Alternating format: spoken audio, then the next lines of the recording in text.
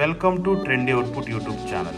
Today I am going to try summer special drink Rosemilk using Baker's Rosemilk mix.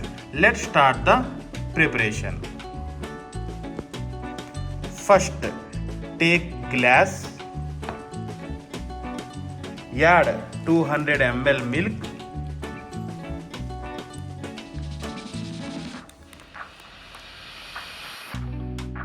add 3 tablespoons sugar or 15 grams.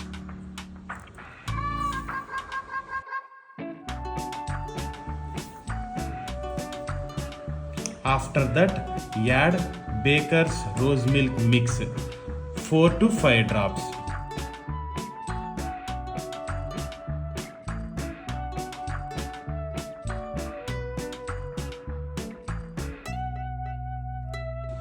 Now mix it well.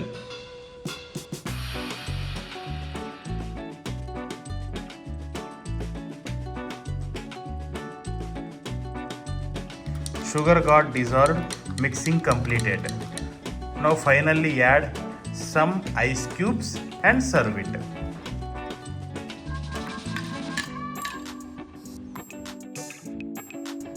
That's it. Thank you for visiting Trendy Output YouTube channel.